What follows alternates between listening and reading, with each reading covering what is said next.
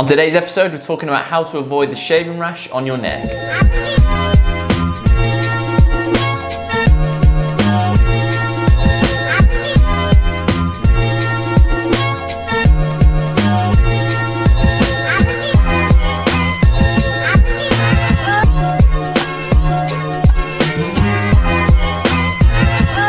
Hi guys, and welcome to episode number 6 of the Elliot Answers show. My name is Elliot Forbes and I'm a male grooming specialist based in North East London. If we're just meeting, this channel is dedicated to men's hair, beard and grooming tips, all for the modern man. So if that's something you're interested in, you might want to consider subscribing. So the question today is, how do I stop the shaving rash on my neck?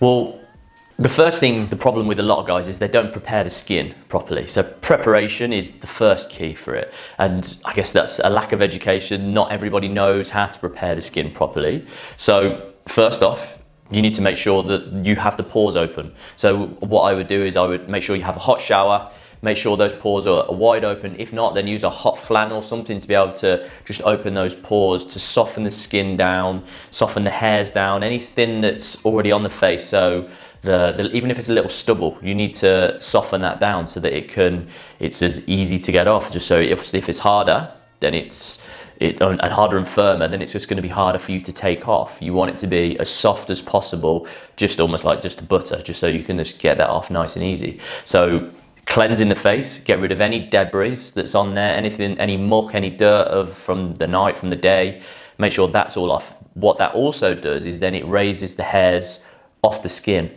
So if your hairs sit down onto the face, if you don't cleanse the face, your hairs will tend to sit down onto the face if you're not careful.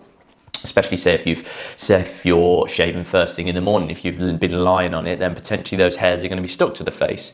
By cleansing it, that's then going to lift the hairs off, so they're sticking more outright, so that then you can go down and take it off, as opposed to really have to sort of almost go in and really cross or down or back up against it to be able to get those hairs off. Then the next step obviously would be then to put some sort of shaving cream or shaving gel on. Now, if you're getting a rash underneath your neck, to me that then says that you're sensitive, you have sensitive skin. So then if you do have sensitive skin, you need to be very mindful of which direction you're shaving in. So to be careful of the direction you're shaving in, first off you need to be able to see which way that the hairs are growing in. So the next step for the preparation would be to use shaving gel, because you can actually then see where the hair is growing. What then causes a lot of the problems underneath the neck is by guys just going up, lifting their neck up, then going straight the way down or straight the way up.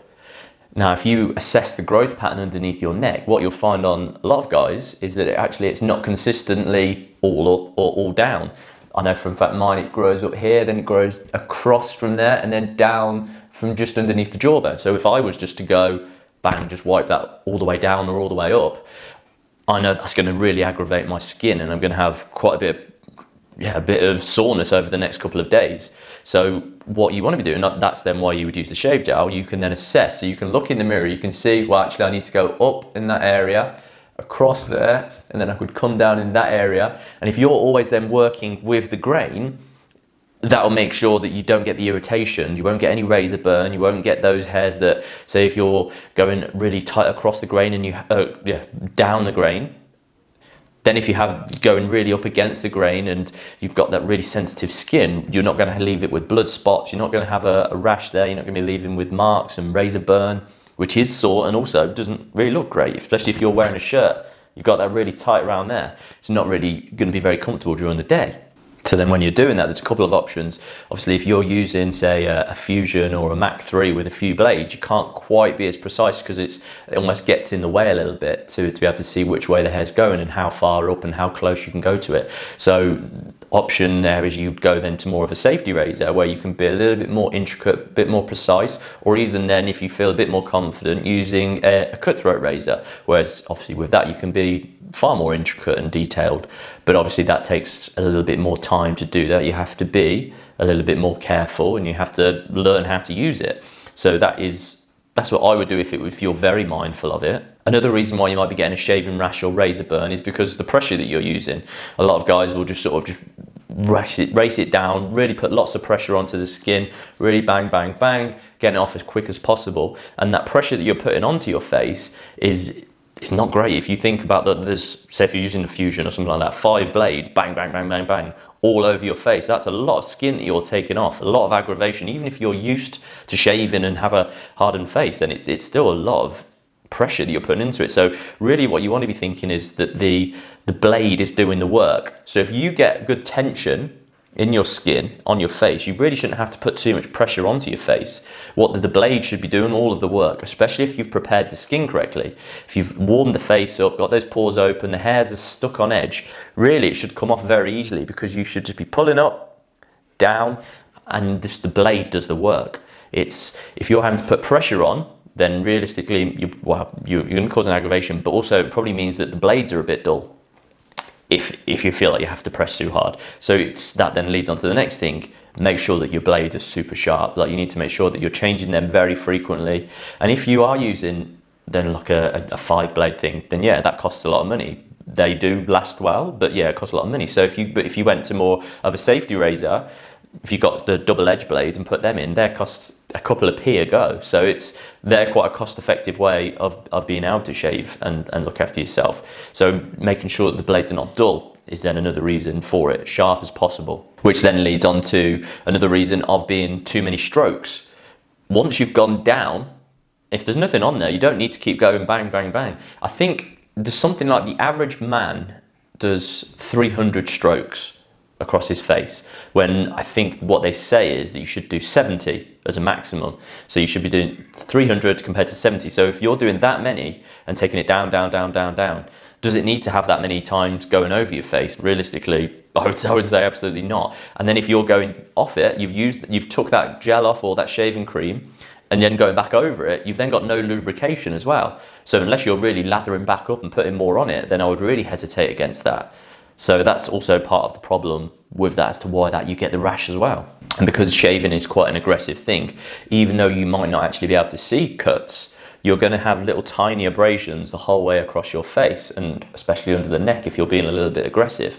So to then combat that, you need to make sure you're finishing off with a cold towel. The cold towel is imperative just to be able to close those pores and tighten it back up, just so that you can avoid any irritation. If you then have a sensitive neck area and you leave the pores open, you're asking for infection and dirt to get into those areas. So you want to make sure you're closing those areas, making sure that it stops anything going in, and then hydrating. I would lean against using an aftershave or something with alcohol in. It's not great for the skin. Obviously you're putting the alcohol onto raw skin, especially if it's sensitive, with the tiny abrasions everywhere, and you're dehydrating the skin even further, because alcohol obviously dehydrates. You want to make sure that you're using a real hydrating moisturizer, something that can really look after and moisturize the skin where it's problematic. Obviously then you have to be mindful of whether you're oily skinned, whether you have a dry skin, and then pick a moisturizer accordingly to that.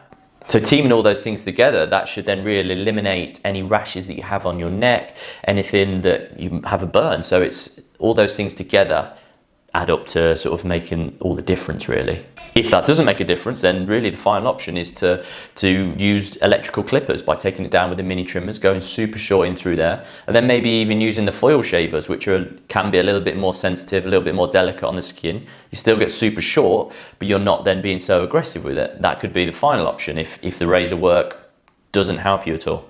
Well, I hope that video helps. Head on over to my channel where there's plenty more videos like this. There's plenty more Elliot Answers.